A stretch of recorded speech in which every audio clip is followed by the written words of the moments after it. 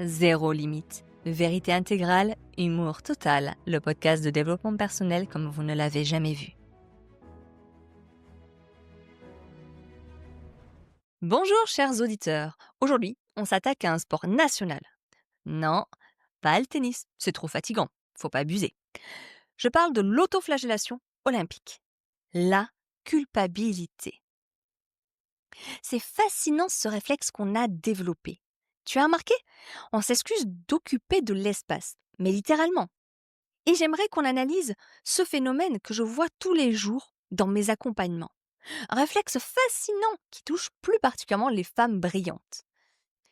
C'est devenu ce qu'on appelle un réflexe de Pavlov. Pour la petite histoire, pour ceux qui ne connaissent pas, Ivan Pavlov, c'était ce scientifique russe du siècle dernier qui avait une passion un peu bizarre. Il passait ses journées à faire sonner des clochettes pour voir si ça faisait baver ses chiens. Chacun son hobby, hein, on ne juge pas. Mais le résultat, c'est que le chien finissait par baver automatiquement dès qu'il entendait le dring, même sans croquette. Eh bien nous, c'est pareil. Dès qu'il y a un micro-conflit ou un silence gênant, dring, on bave des excuses. C'est automatique. Bon, je te vois faire, toi qui m'écoutes, tu te cognes dans la porte, tu peux même arriver à dire pardon à la porte. Tu as même peur d'avoir froissé le bois. Tu penses que la poignée va te faire la gueule parce que tu as eu un contact? C'est mignon, mais ça révèle surtout qu'on s'excuse d'occuper de l'espace. On s'excuse d'avoir de la matière. Le plus drôle, c'est quand je vois mes clientes essayer de se reposer, avec ce fameux lâcher-prise. En théorie, se reposer, c'est simple. Tu t'allonges, tu fermes les yeux, fin du tuto. Mais en réalité, regarde-toi quand tu te poses un dimanche après-midi. Tu n'es pas détendu, tu es en apnée.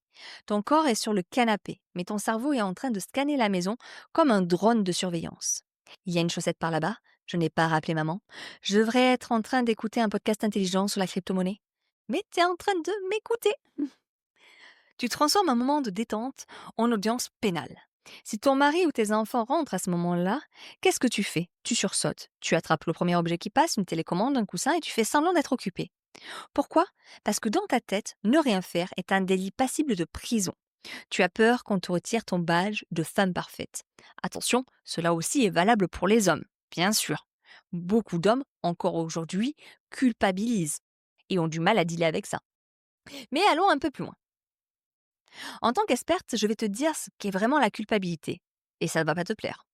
La culpabilité, c'est de l'arrogance déguisée en gentillesse. Ouais, je sais, c'est violent, mais réfléchis 2 secondes. Quand ton collègue arrive le matin en faisant la tête, quel est ton premier réflexe? Tu te dis, qu'est-ce que j'ai fait? Qu'est-ce qui lui arrive? Est-ce que j'ai dit un truc mal hier? Tu te mets instantanément au centre de l'équation.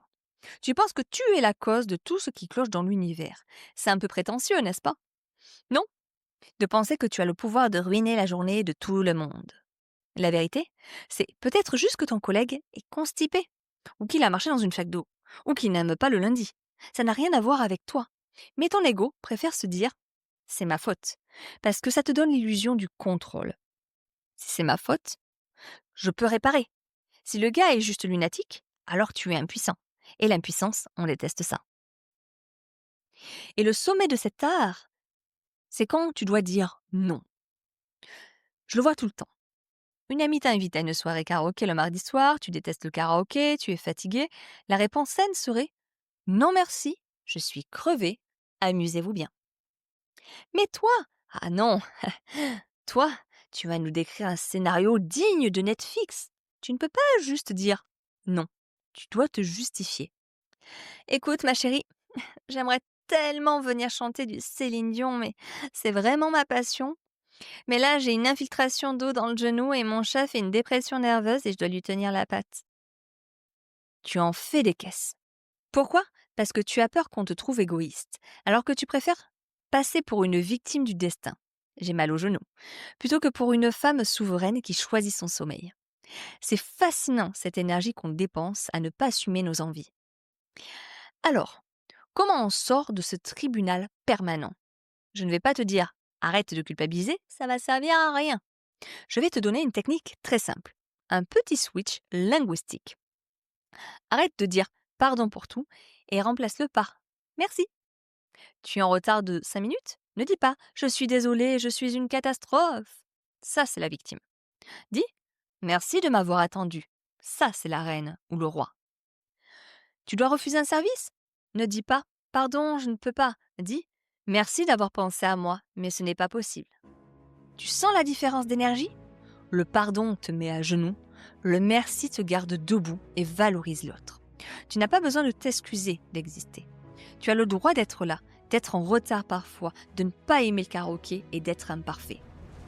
Alors cette semaine, relâche la pression.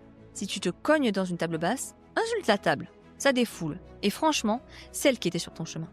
Alors, à la semaine prochaine pour encore plus de vérité.